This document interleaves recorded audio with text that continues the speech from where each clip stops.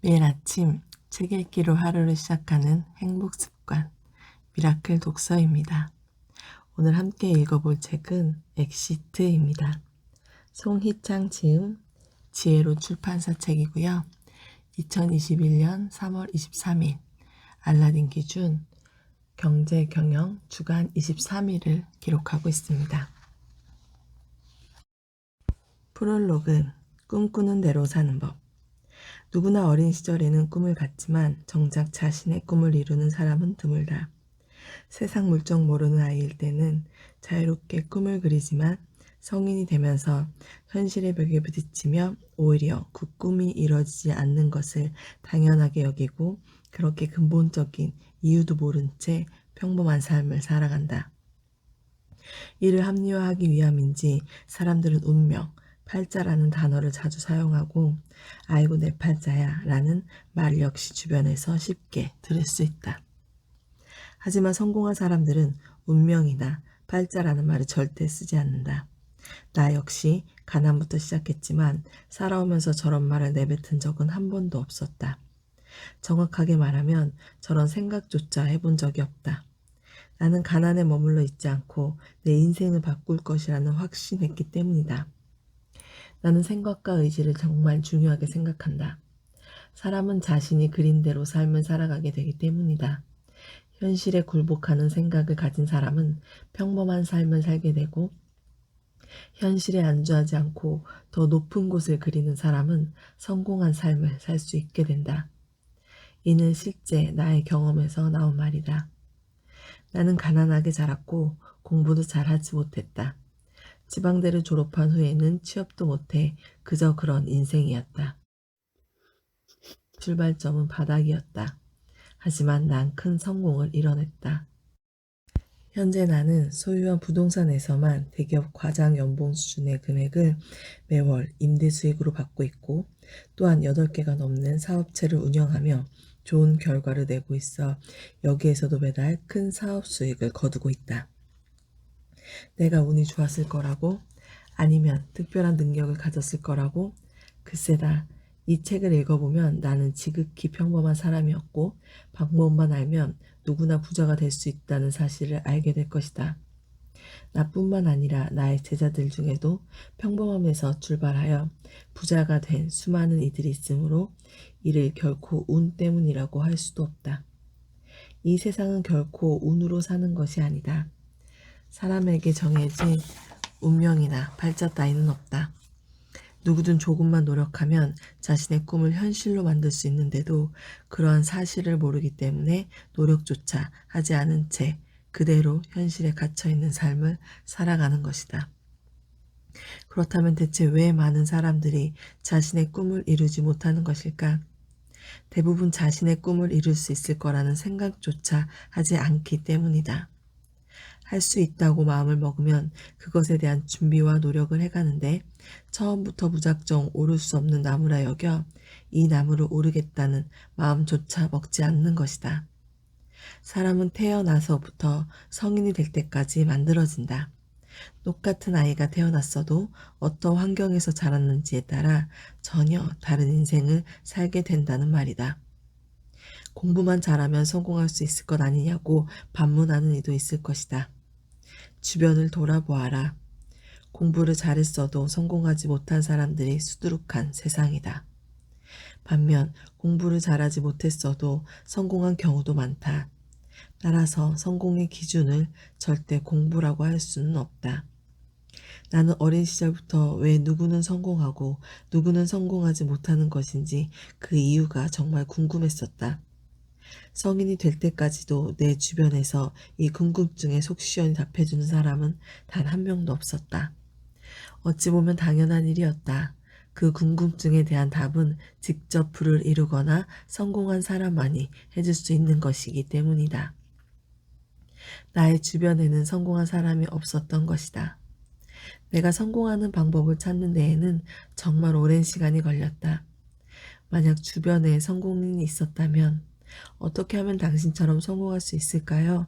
라고 물었을 것이고 부자의 답변대로 했다면 여러 시행착오 없이 더 빨리 성공하고 부자가 될 수 있었을 텐데 말이다. 하지만 방법을 알고 나서부터 목표를 이루기까지는 3년이 채 걸리지 않았다. 3년이라는 기간이 나에게만 적용된 것은 아니다. 내가 부자가 된 후 많은 사람들에게 그 방법을 알려주었더니 그들 역시 바뀐 삶을 살아가는 데에는 평균적으로 3년 내외의 기간이 걸렸다. 나는 2008년부터 지금까지 오랜 기간 커뮤니티를 이끌며 성공한 사람들을 배출해내면서 이 방법에 대해 더욱 확신을 갖게 되었다. 이제는 이 책을 통해 성공하는 법, 부자가 되는 법을 소개하려고 한다. 과거의 나처럼 정말 열심히 살고 간절히 부자가 되길 바라는 사람들에게는 이 책이 인생을 바꿔줄 책이 될 것으로 기대한다. 사실 성공은 거창한 것도 아니고 그리 어려운 것도 아니다. 자신의 현재 어떤 위치에 있든 지금까지 어떤 삶을 살아왔든 그것은 중요하지 않다. 누구는 3년 정도의 기간 동안 부자가 되는 과정을 거친다면 그 평범한 인생에서 엑시트할 수 있을 것이니 말이다. 현재 가진 것이 없어도 앞으로 어떤 생각으로 삶을 살아가느냐에 따라 자신의 인생을 충분히 바꿔갈 수 있다. 대체 몇 권의 책을 읽어야 성공할 수 있을 것인가? 부자가 되고 싶다면 부자에게 직접 그 노하우와 공부하는 방법을 배우는 것이 가장 빠르고 정확하다. 하지만 아쉽게도 주변에서는 부자를 쉽게 만나볼 수 없기 때문에 성공한 부자들의 책을 읽어보는 것이다. 나 역시 부자가 되기로 마음먹고 처음에는 그가 베스트셀러로 인정받았던 책부터 읽어가기 시작했다. 그중 책 제목이 참 그럴싸해서 많은 것을 얻을 수 있을 것 같았지만 다 읽고 나면 아쉬움이 남는 경우도 많았다. 아니면 너무 오래전 사례이거나 외국의 사례여서 현 상황에 맞게 적용하는 것에 한계가 느껴지는 경우도 덜어 있었다. 물론 책을 통해서 많은 지혜를 얻은 것은 사실이다. 다만 나의 갈증을 한 번에 속 시원히 해결해주는 책을 만나지 못했던 것이다. 여러 책을 읽어가면서 마치 큰 퍼즐 게임의 조각을 하나씩 하나씩 맞춰가는 기분이었다. 한 권의 책을 읽으면서 자본주의 시장에 대해 이해하고 또 한 권의 책으로는 돈에 대한 이해를 하고 또 다른 책으로는 대중 심리와 협상에 관한 이해를 하게 되었다. 뿐만 아니라 여러 책을 통해 자본주의 거장들은 어떤 생각을 하는지, 어떤 원칙으로 투자를 하는지 등을 알 수 있었다. 이렇게 하나씩 큰 그림을 그려가긴 했지만 아직 아무런 성과도 나오지 않는 상황에서 수북히 쌓여가는 책을 보면 대체 인생에서는 몇 권의 책을 읽어야 성공할 수 있을까라는 생각이 들기도 했다. 나중에 목표를 이룬 후 뒤돌아보니 지금까지 해왔던 독서가 그리 효율적인 독서가 아니었고 그래서 돌고 돌아서 왔다는 사실을 깨닫게 되었다. 그리고 읽었던 책 중에는 오히려 나의 판단을 흐리게 하는 책도 있었다.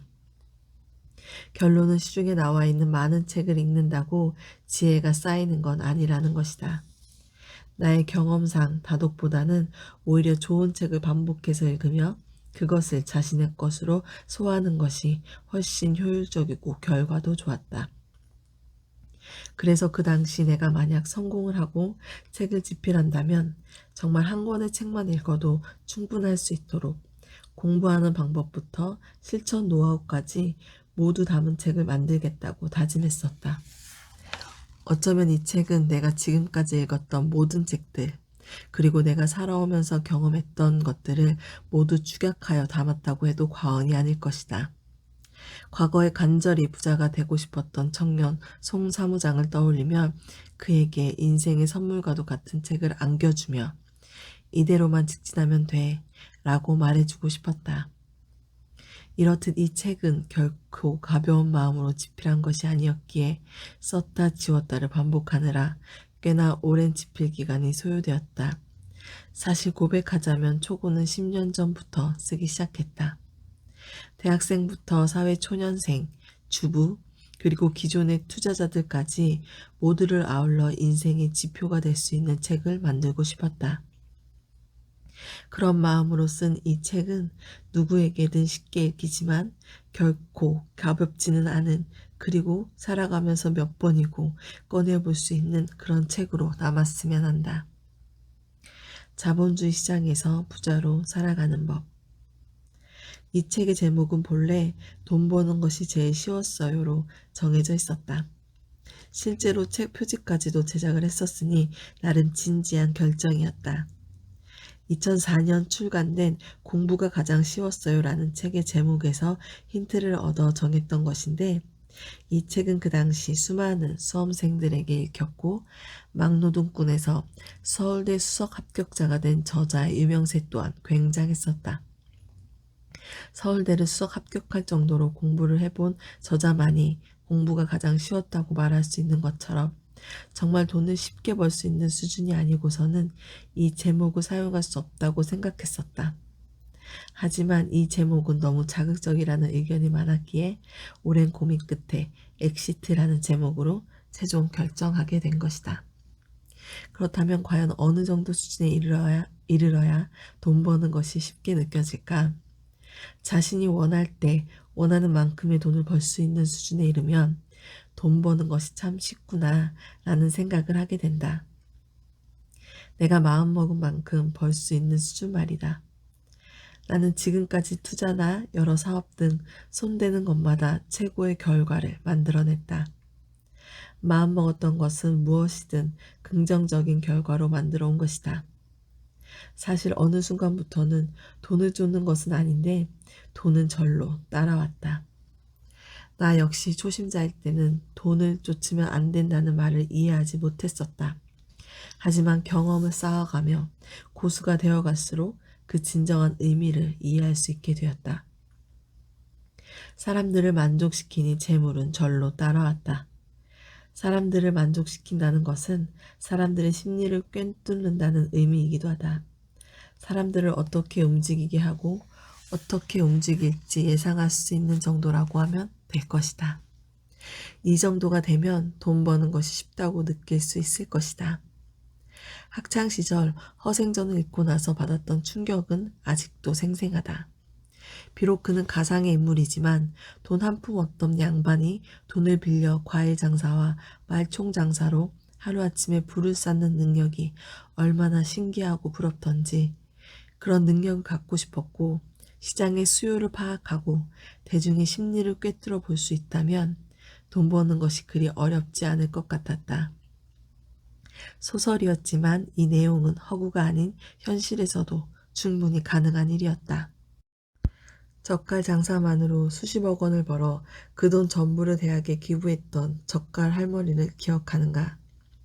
할머니는 초등학교 교육밖에 받지 못했지만 젓갈 장사로 큰 돈을 벌었다. 할머니는 보통의 젓갈 점포처럼 도매로 젓갈을 사서 소매 가격으로 파는 형태의 장사를 했지만 할머니에게는 큰 돈을 벌 수 있었던 특별한 노하우가 있었다. 그 노하우는 바로 새우, 멸치 등 젓갈 재료가 많이 잡힌 풍년에 그것들이 시장에 저렴한 가격으로 풀리면 그때 최대한 넉넉히 사두었다가 적게 잡혀 재료의 가격이 올랐을 때 시장에 내놓고 팔며 큰 이익을 남기는 것이었다. 물론 젓갈은 묵혀둬도 상관이 없기에 단순한 이 방법이 유효했던 것이다. 할머니는 수십 년 장사의 경험으로 김장 시기에 필요한 젓갈의 수요는 일정해도 언제 공급이 많아져서 가격이 저렴해지고 언제 공급이 줄어들어 가격이 오르는지를 이해하게 된 것이다. 이처럼 자본주의 시장에서는 한 가지에만 능해도 돈 버는 것이 쉽게 느껴질 수 있다. 우리나라에서 부자가 되는 방법은 크게 두 가지로 귀결된다. 첫 번째는 부동산, 두 번째는 사업이다. 부동산과 사업의 공통점이 있다면 바로 공급이 부족하거나 수요가 몰리면 가격이 오른다는 것이다. 모든 부동산과 사업은 이와 같은 원리로 수익을 내는 것이다. 이 책에서는 이와 같이 부동산과 사업으로 부를 늘리는 방법에 더하여 평범한 삶에서 벗어날 수 있는 방법을 알려줄 것이다. 따라서 이 책에 나와 있는 내용을 이해하고 자신의 것으로 하나씩 소화해 나간다면 분명 부자의 길에 성큼 가까워져 있는 자신을 발견하게 될 것이라 생각한다. 챕터 1. 생각을 바꿔야 인생이 바뀐다. 그래서 당신의 인생이 바뀌었는가? 화창한 어느 날 대학 동창과 약속이 생겨 약속 장소로 향하던 중 우연히 어린 시절 다녔던 초등학교 앞을 지나게 되었다. 시계를 보니 약속까지는 아직 충분한 시간이 남아 있었고 문득 초등학생 시절의 그 거리가 궁금해진 나는 차를 한쪽에 주차하고 길을 걷기 시작했다. 낯익은 거리로 들어선 순간 마치 마흔 중반의 내가 타임머신을 타고 30년 전에 어린 나로 돌아간 듯했다. 매일 같은 길로만 다녔기에 나에게 그 길은 더욱 익숙하게 느껴졌다. 과거의 추억을 떠올리며 걷는데 낡은 간판 하나가 눈에 들었다. 오랜 세월이 흘렀으나 보자마자 알아차린 그 상호. 바로 어릴 적 참새방앗간처럼 들락거렸던 문구점이었다. 간판은 그때 모습 그대로였다. 30년이 넘는 세월이 훌쩍 지나버린 지금 내부는 어떻게 변해 있을지 궁금하고 설레었다. 나는 꽤나 가난한 집에서 자랐기에 문구점에 들어가 선뜻 무엇인가를 사본 적이 없다.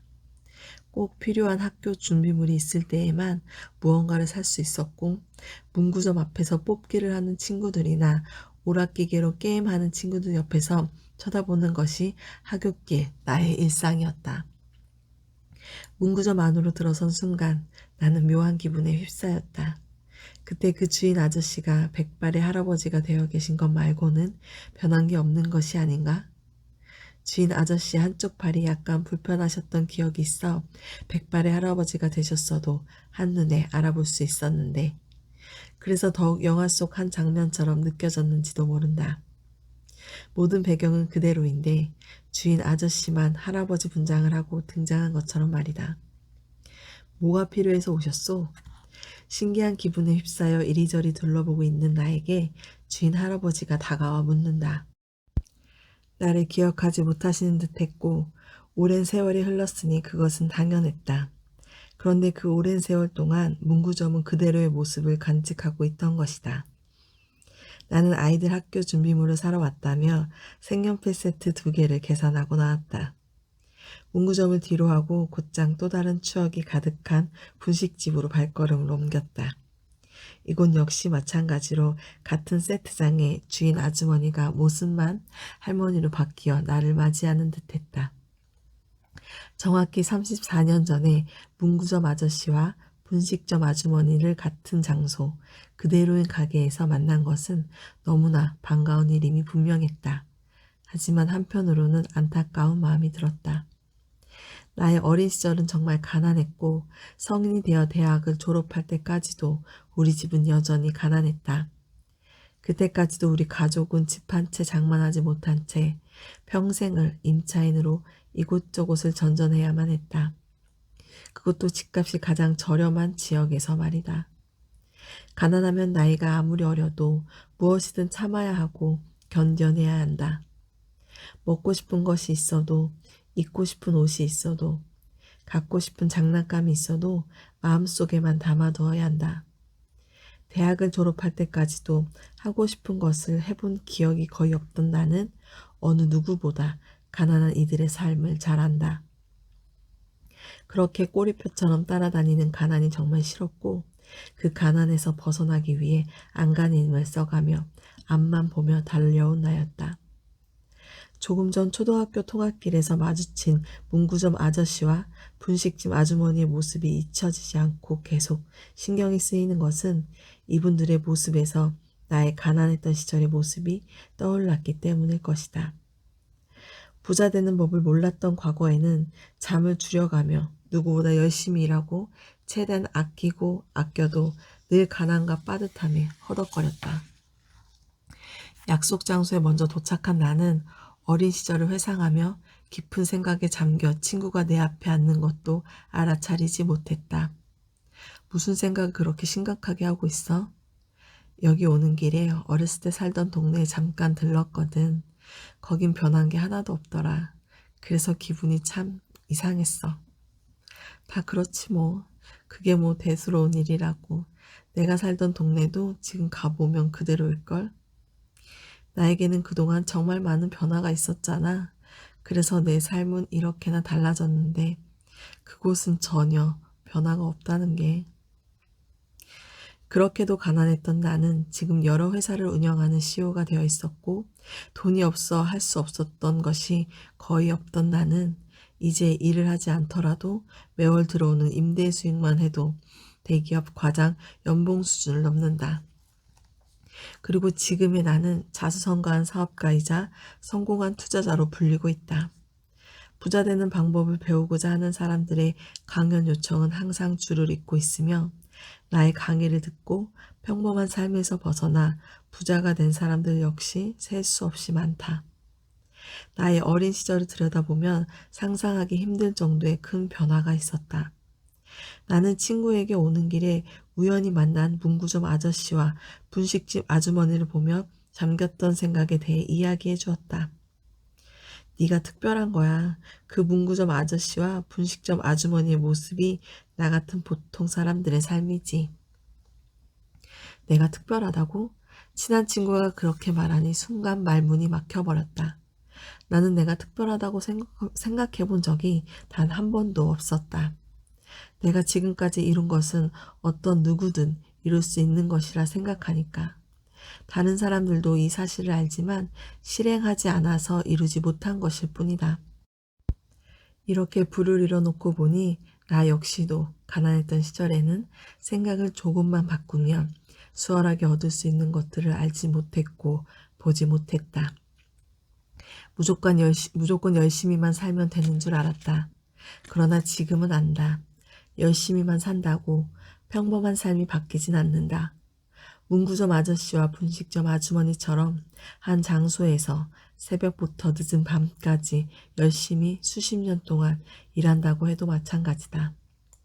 자신은 지금 누구보다 열심히 살고 있다고 생각하는 이가 있다면 질문을 한번 던져보고 싶다. 계속 지금처럼 열심히 살아간다면 언젠가는 당신의 삶이 바뀔 것이라 생각하는가? 아쉽게도 아니다. 자본주의 시장에서는 열심히만 산다고 삶이 바뀌진 않는다. 지금까지도 충분히 경험하지 않았는가?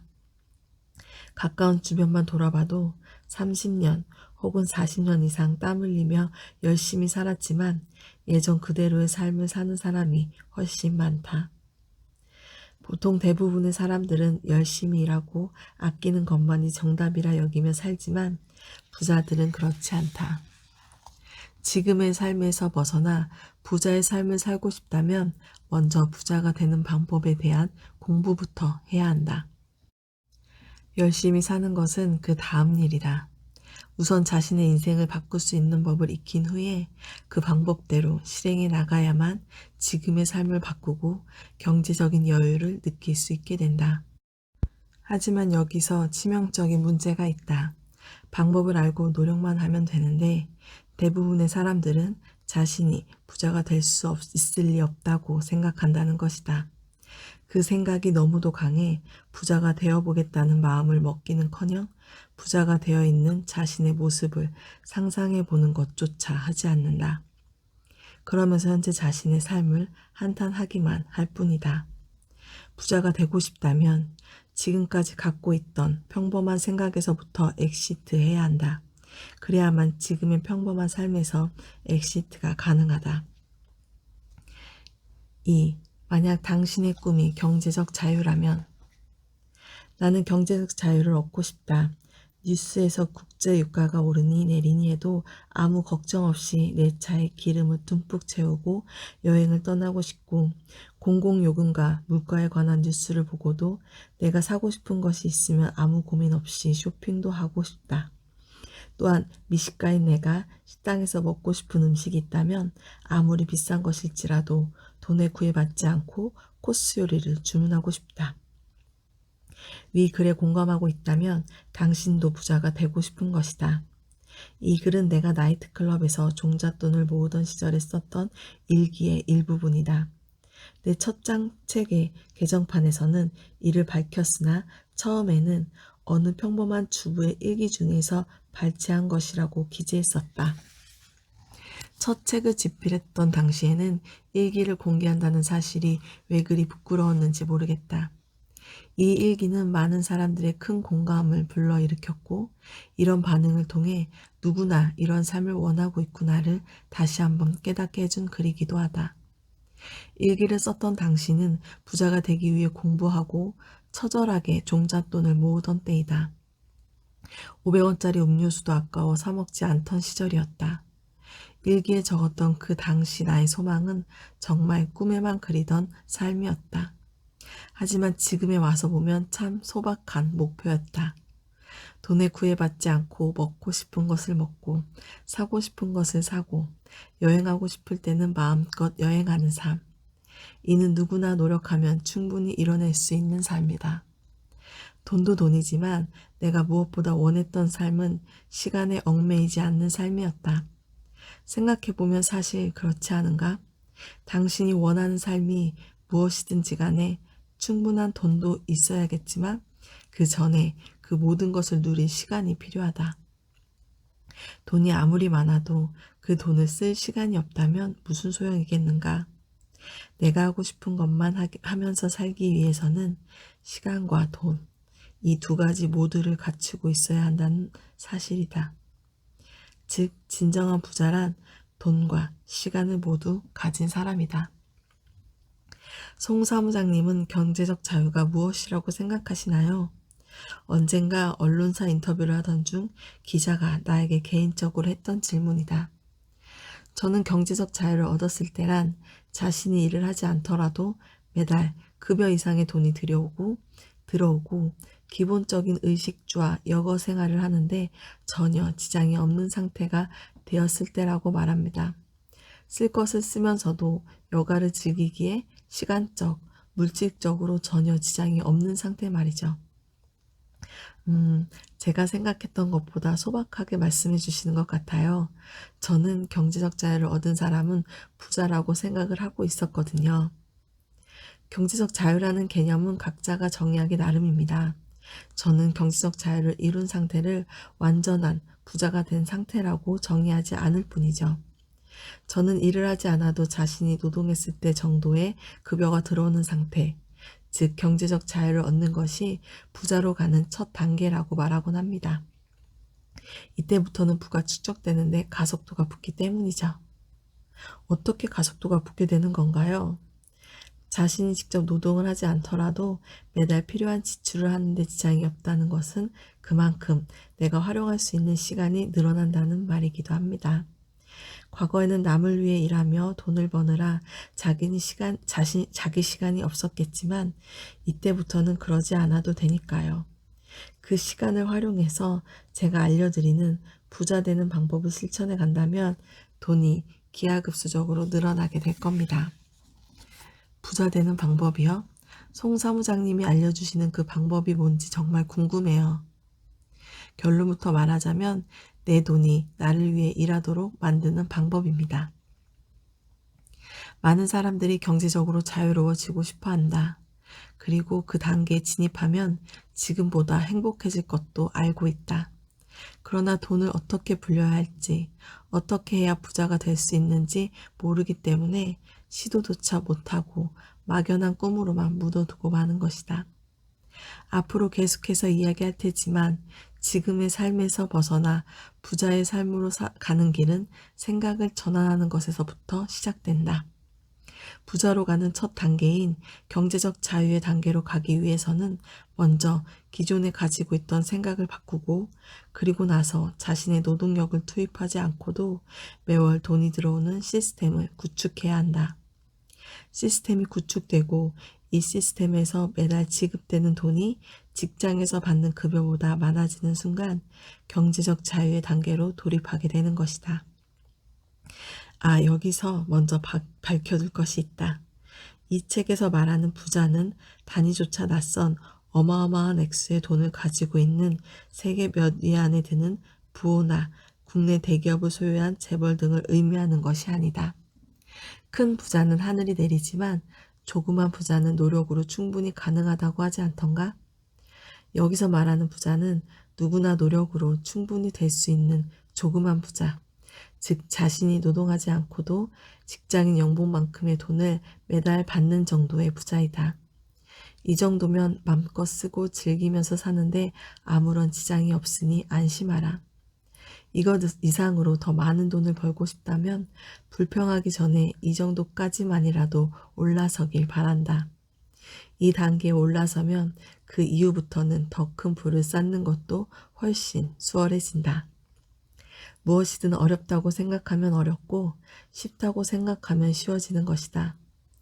무일 뿐이던 내가 실제 부자가 된 경험과 많은 평범한 사람들을 부자로 만들어낸 경험으로 비추어 볼 때 부자가 되느냐 못 되느냐는 자신의 능력보다 생각과 의지의 차이에 따라 좌우되었다. 따라서 당신이 현재 그 자리에 머물러 있는 이유는 당신의 능력이 부족해서가 아니라 어려울 것이라 여겨 지레 겁먹고 포기했거나 시도조차 해보지 않았기 때문임을 명심하라. 오늘 미라클 독서는 여기까지 읽겠습니다. 감사합니다.